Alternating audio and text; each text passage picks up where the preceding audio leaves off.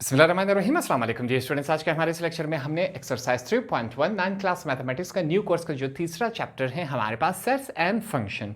इसमें हमारे पास पहला क्वेश्चन क्या कहता है, इफ दो सेट्स हमारे पास दिए गए हैं, सी का सेट है और डी का सेट है, दोनों सेट्स के जरिए हमने क्या फाइंड आउट करने हैं, मुख्तलिफ क्वेश्चन दिए गए हैं, हमने इनको सिंपली सॉल्व करना है। अगर आपने इंट्रोडक्शन वाला लेक्चर नहीं देखा तो सबसे पहले जाकर इंट्रोडक्शन वाला लेक्चर लाजमी एक दफ़ा देखें।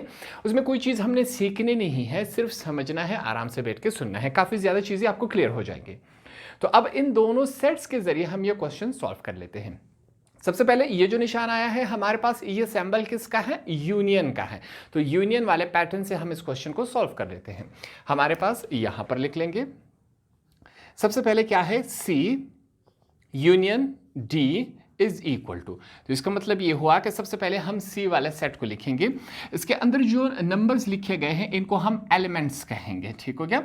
अब यहां पर हमारे पास क्या है, 2 5 7 और 9, ये हमने लिखा, ब्रैकेट क्लोज। बीच में कौन सा साइन है, यूनियन का है, तो हम यूनियन का साइन डाल देंगे। फिर से हमारे पास अब नेक्स्ट क्या है, डी वाला सेट है, तो डी के तमाम एलिमेंट्स लिख लेते हैं जो कि हैं 9 12 13 और 15, ये हमने लिख लिए, ठीक हो गया।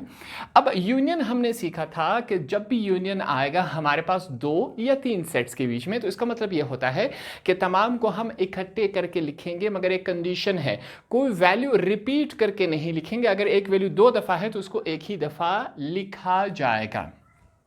तो यहां पर चेक करें, हमारे पास क्या है, C union D is equal to, यहां पर यूनियन करके लिखा जाएगा सबसे पहले 2 5 7। अब अगर हम चेक करें, यहां पर चेक करें, हमारे पास 9 यहां पर भी मौजूद है, दूसरी तरफ भी मौजूद है दूसरे सेट में, तो इसको एक ही दफा लिखा जाएगा, ठीक है। यह हमने लिखा 9, फिर अगले सेट की तरफ चलते हैं, 12 13 और 15, ये हो गया हमारे पास। तो ये हमने जब दो सेट्स का यूनियन लिया तो हमारे पास आंसर इस कंडीशन में आया। यूनियन का मतलब फिर से क्या हुआ, जब भी हमारे पास 2 या 3 सेट्स दिए गए हो इनको इकट्ठा करके लिखा जाएगा, मगर किसी भी वैल्यू को रिपीट नहीं किया जाएगा, एक ही दफा लिखा जाएगा। ये हमारे पास हो गया यूनियन। सेकेंड पार्ट में अगर हम चेक करें, सी इंटरसेक्शन डी, ये हमारे पास किसका निशान है, इंटरसेक्शन का। ये भी हम इंट्रोडक्शन वाले लेक्चर में डिटेल से सीख चुके हैं, इसके ऊपर हम प्रैक्टिस कर लेते हैं। यहां पर फिर से सबसे पहले हम क्या लिखेंगे, सी इंटरसेक्शन हमारे पास D is equal to, bracket लगाएंगे, सबसे पहले सी वाला सेट लिखा जाएगा। हमारे पास सी का सेट क्या है, 2 5 7 और 9, ये हमने लिखा। फिर किसका साइन लगाया जाएगा, इंटरसेक्शन का साइन लगाएगा, हमने इंटरसेक्शन का साइन लगाया। उसके बाद हमने क्या करना है, डी वाला सेट लिखना है। डी सेट हमारे पास क्या है, 9 12 13 और 15, ये हमने यहां पर लिख लिया। याद रखें, इंटरसेक्शन का मतलब यह होता है कि इन दोनों सेट्स में हमारे पास कॉमन क्या है। कॉमन किसे कहते हैं, ऐसा नंबर, ऐसा एलिमेंट जो कि दोनों में मौजूद हो, इसको क्या कहा जाता है, इसको कहा जाता है एलिमेंट्स कहा जाता है, सॉरी कॉमन कहा जाता है। अगर हम दोनों सेट्स में चेक करें तो हमारे पास 9 यहां पर भी है, तो यहां पर भी है। इंटरसेक्शन का मतलब ही यही है कि दोनों सेट्स में जो कॉमन होगा उसको लिखा जाएगा, ये इंटरसेक्शन का मकसद होता है। तो हमारे पास दोनों सेट्स में जब हमने देखा तो क्या आया हमारे पास, इंटरसेक्शन कॉमन क्या आया, सिर्फ 9 ही है, हमने 9 लिख लिया, यह हमारा क्या हुआ, आंसर हुआ। ये सिंपल सा क्वेश्चन है, ठीक है।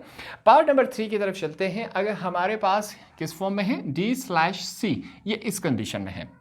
अब जब हमारे पास इस कंडीशन में क्वेश्चन आएगा तो इसका मतलब क्या हुआ, ये डिफरेंस वाला क्वेश्चन है। कैसे पढ़ा जाएगा, D डिफरेंस C, इसको पढ़ा जाएगा। यहां पर मैं लिख लेता हूं, सबसे पहले हम लिखेंगे, मैं लिख लेता हूं D डिफरेंस C। इसका मतलब ये होता है, ये बराबर होता है D-C, ये हमारे पास इसके बराबर होता है, ठीक है। ये बात हम समझ चुके हैं। अब यहां पर सबसे पहले हम इसको यू कंडीशन में लिख लेते हैं, D-C इज इक्वल टू, सबसे पहले हम D वाला सेट लिख लेते हैं। D वाला सेट हमारे पास क्या है, 9, ये 9 हो गया, 12 हो गया हमारे पास, 13 और 15, ये हमने लिख लिया। इसके बाद क्या होगा, माइनस का साइन है, हमने माइनस का साइन लगा दिया। सी वाला हमारे पास सेट कौन सा है, 2 5 7 9, ये हो गया हमारे पास। ठीक, डिफरेंस का मतलब ये होता है, इसको रफ फर्क में साइड में आप अपनी ज़बान में, उर्दू में, इंग्लिश में, किसी भी ज़बान में लिख सकते हैं ताकि आपको याद रहे। डिफरेंस का मतलब ये होता है कि पहले सेट में वो तमाम नंबर हम अलग करेंगे जो दूसरे सेट में मौजूद नहीं है। फिर से रिपीट करता हूँ, डिफरेंस का मतलब ये होता है कि पहले सेट में वो तमाम नंबर जो कि दूसरे में मौजूद नहीं है, इनको हम क्या कहते हैं? इनको हम कहते हैं हमारे पास डिफरेंस। तो यहाँ पर हम वही सेट लिखेंगे तमाम नंबर, तो D difference C is equal to, ये हमारे पास किसके बराबर है? देखिए 9 यहाँ पर भी है, दूसरी तरफ भी मौजूद है, तो 9 को चूज हम नहीं कर सकते क्योंकि ये दोनों तरफ है। हमने कहा ऐसे नंबर जो पहले सेट में मौजूद है दूसरे में मौजूद नहीं है, वो हमारे पास क्या है? 12, 13, 15, ये हमारे पास क्या हुआ? आंसर हो गया। ये सिंपल सा काम है। सेम इसी तरह इसका लास्ट पार्ट हमारे पास दिया गया है C/D। कैसे पढ़ा जाएगा? C डिफरेंस D, हमें मालूम है ये बात। फिर से यहाँ पर हम इन्हें बताएंगे हम अपने लिए, अपनी समझ के लिए, कि इसका मतलब क्या होता है? C-D, इसको डिफरेंस पढ़ा जाता है, तो C-D इज इक्वल टू, सबसे पहले हम क्या करेंगे? C वाला सेट लिखेंगे जो कि हमारे पास क्या है? 2, 5, 7 और 9, ये हमने लिया। इसके बाद माइनस का साइन है तो हम माइनस लिखेंगे, ये हम माइनस लिखा।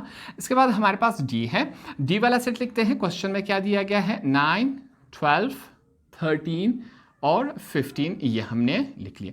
अब फिर से ये डिफरेंस वाला क्वेश्चन है। हमने क्या कहा था कि डिफरेंस में हम वो नंबर्स लिखेंगे, वो एलिमेंट्स अलग करेंगे जिसमें हमारे पास पहले सेट में मौजूद है दूसरे सेट में मौजूद नहीं है। तो इसका मतलब क्या हुआ? 2 यहाँ पर है, दूसरी तरफ नहीं है। 5 यहाँ पर है, दूसरी सेट में मौजूद नहीं है। 7 यहाँ पर है, दूसरे सेट में मौजूद नहीं है। 9 यहाँ पर है, दूसरे सेट में मौजूद है, तो 9 को नहीं लिखा जाएगा। ये सिंपल सा हमारे पास आंसर हो गया। तो इस क्वेश्चन नंबर 1 में हमने यूनियन, इंटरसेक्शन, डिफरेंस, तीनों किस्म के क्वेश्चंस को ट्राई किया। इसको हमने समझा कि इनका मतलब क्या होता है, कैसे इसको सॉल्व किया जाएगा, इसके ऊपर हमने हल्की सी प्रैक्टिस की। सिंपल से और आसान से क्वेश्चन थे। होप आपको ये वाले क्वेश्चन भी आसानी से समझ आ गए होंगे।